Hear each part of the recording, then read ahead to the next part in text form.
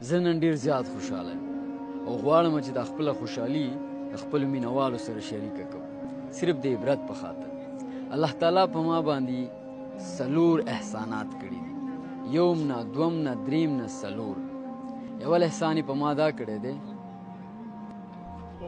چې زه خپل کور ته رابللی یم، او دویم احسان یې په ما دا کړی دی چې زه په ځوانۍ کې خپل کور ته رابللی او راغوښتی یم، په ځوانۍ کې راغلی یم. او دریم احسان یې په ما دا کړی دی چې زه خپلې مور بیبي سره راغلی یم، یعنې کمې هستي سره یې راوغوښتم، ورور سره نه، ملګري سره نه، خور سره نه، دوست سره نه، مور سره، ځان لم نه. او 4م احسان یې په ما دا کړی دی چې زما په ژوند کې اولنی فلایټ و، په ژوند کې اولین ځل زه په جاز کې کېناستم، او هغه جاز کوم بل ملک خارجي ملک ته لا نه بلکې د الله کور ته راغی او زه یې دلته راوستم. نو ډېر زیات خوشحاله یم، د الله نه ډېر شکرګزار یم. او دا ویډیو چې زما څومره مینهوال ګوري، څومره مسلمانان یې ګوري، یا الله ستا په در کې ولاړ یم، ته دغلته هر سوال قبلې.